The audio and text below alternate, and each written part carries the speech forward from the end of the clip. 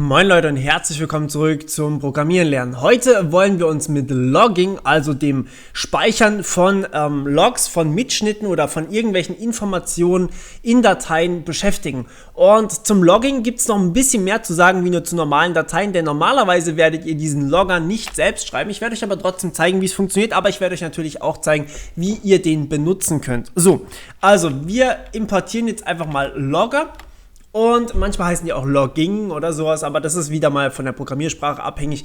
Da muss man dann einfach natürlich gucken, wie immer. Okay, und was jetzt hier passiert, ist Folgendes. Wir holen uns im Normalfall immer erst einen neuen Logger. Das heißt, wir erstellen einen Logger, L ist gleich New Logger. So. Und diese Logger, die haben jetzt einen sogenannten Kontext.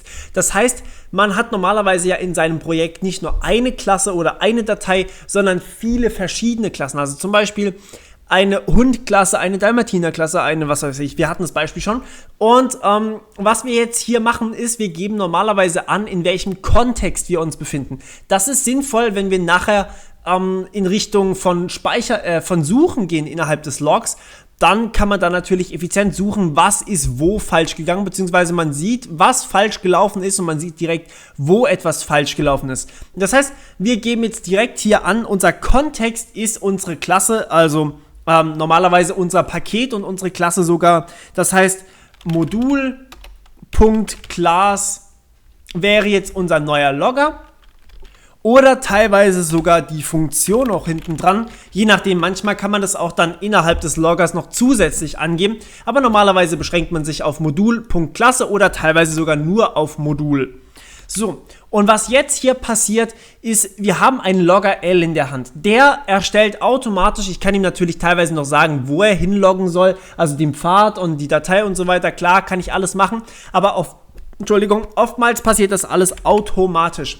So, und jetzt habe ich hier aber immer noch verschiedene Möglichkeiten, meine Logs anzusprechen. Und zwar muss ich normalerweise angeben, in was für einer Stufe ich tatsächlich jetzt irgendwas loggen möchte. Das heißt, ich habe 5 verschiedene Stufen. Die gibt es normalerweise über ein Enum zur Auswahl. In unserem Fall normalerweise über Logger.stages zum Beispiel. Und dann muss hier eben eins davon rein. Ich mache jetzt mal einfach ein Beispiel. Nehmen wir mal Debug. So, und danach kommt die Nachricht, die wir loggen wollen. Also zum Beispiel Objekt erfolgreich instanziert.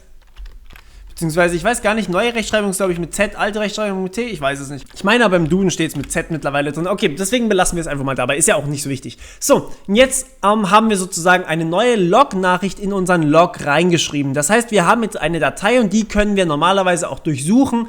Wir haben dann die Information zum Beispiel, wann das ausgegeben wurde, also die Uhrzeit steht normalerweise dabei. Das macht der Logger alles automatisch für euch.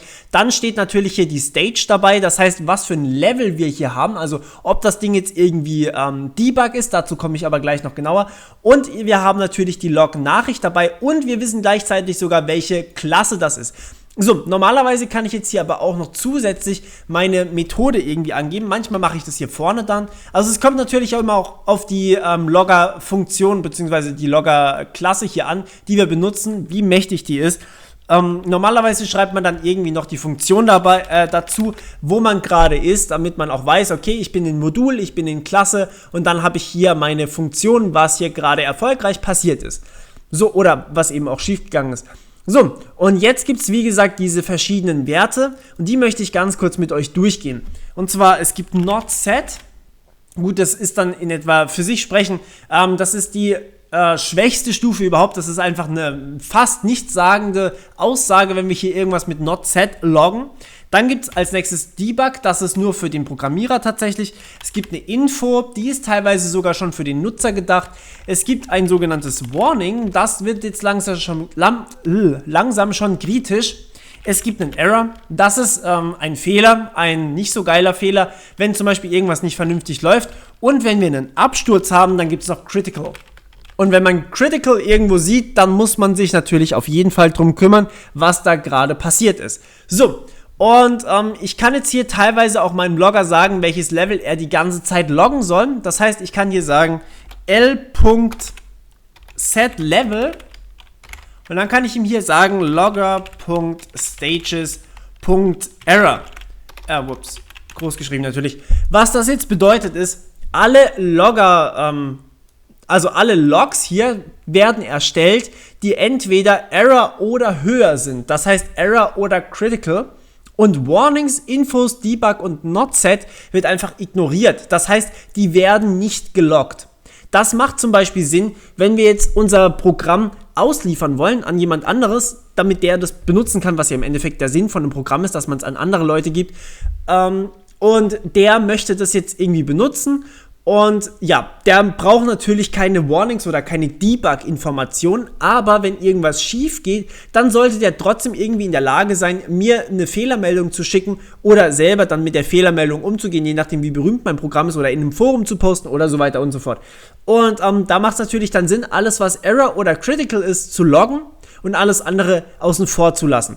Aber wenn ich jetzt gerade zum Beispiel bei mir bin, das heißt, ich bin gerade am Programmieren, am Debuggen vielleicht, dann brauche ich natürlich Debug, Info, Warning, Error und Critical, damit ich alle Informationen habe. Not Set braucht man eigentlich fast nie, weil man das auch einfach hier nicht benutzt. Ja. Und wenn ich jetzt natürlich dann später meinen Log angucke, dann gibt es tatsächlich auch Umgebungen, die solche Logs vernünftig, also eure IDE wird teilweise sogar in der Lage sein, dieses Log vernünftig zu analysieren.